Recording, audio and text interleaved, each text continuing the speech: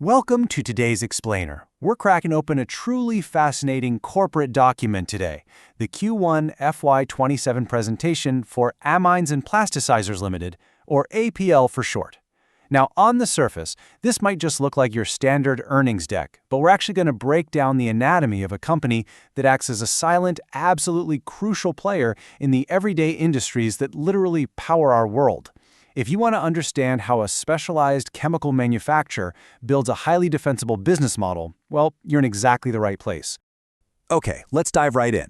Right out of the gate, APL defines their vision to be globally recognized as a trusted and dependable manufacturer in the specialty chemical sector, delivering consistent value through reliability, innovation, and excellence. That sets a really ambitious corporate tone. They aren't just looking to participate in the market, they're aiming for total global recognition, anchored in absolute reliability. So, how exactly do they plan to achieve that vision? Here's our roadmap for this explainer. We'll cover the APL story, their core chemical categories, engineering and support services, a global footprint, the innovation engine, and finally, high barriers to entry. Let's get moving. Section 1. The APL story.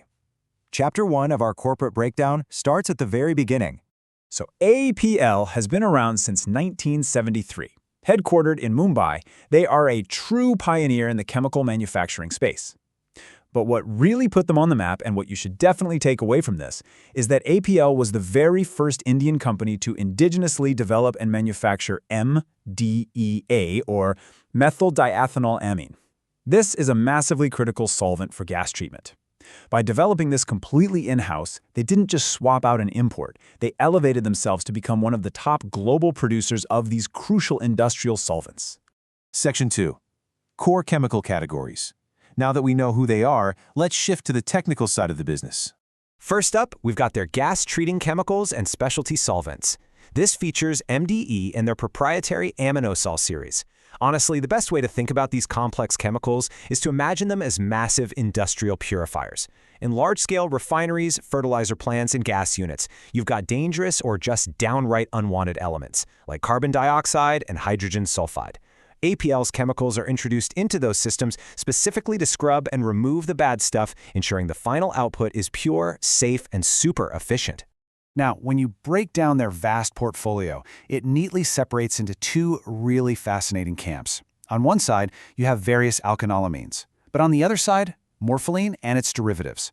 These are incredibly important for upstream operations in the oil and gas sector. You can think of these morpholine derivatives as flow enhancers. Basically, when you're handling thick, sludgy crude oil and gas, these specific chemicals act as scavengers and inhibitors that keep everything flowing smoothly right through the pipelines. Section 3. Engineering and support services. Let's see how this all builds together. Because, APL figured out early on that selling a product is great, but selling a complete solution, that's where the real magic happens. They offer advanced engineering and analytical services. We're talking IX/ED skid units, process simulation, and even hands-on operator training to level up their clients' workforce capabilities. This is a massive competitive advantage, and it adds distinct value-added revenue streams directly to their bottom line. Just look at the math. Engineering services make up nearly 11% of their FY26 revenue, with another 1.5% coming from their industrial gas division. They aren't just a supplier, they're a fully integrated operational partner. Section 4. A global footprint.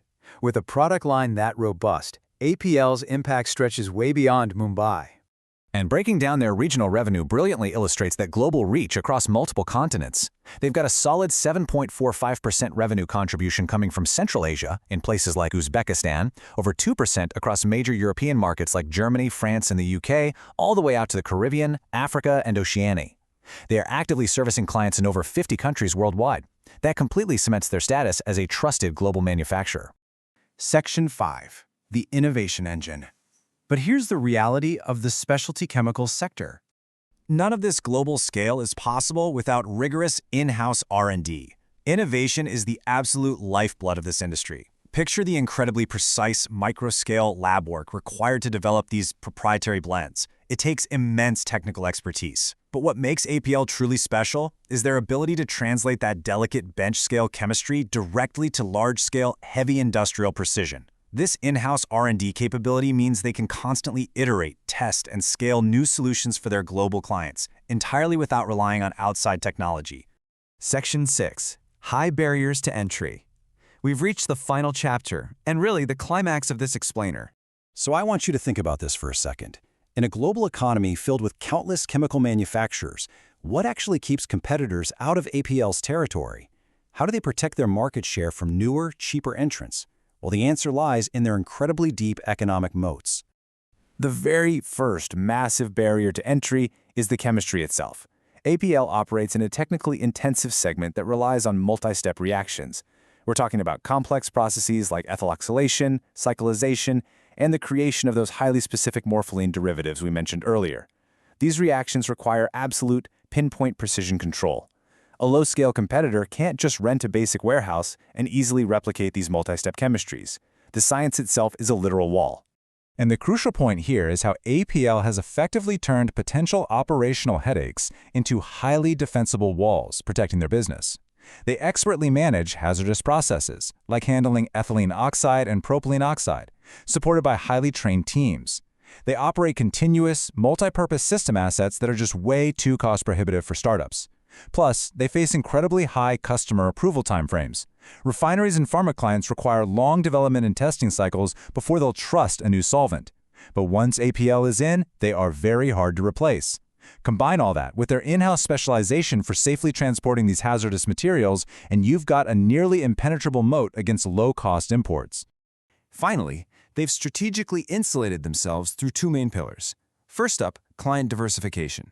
APL has entrenched themselves across pharmaceuticals, oil and gas, agrochemicals, and textiles. They have zero single-sector dependence. If oil takes a hit, pharma might be booming. The second pillar is geographic spread. By exporting to over 50 countries, they've completely insulated the business from isolated regional demand shocks. They have systematically bulletproofed their revenue streams against economic turbulence.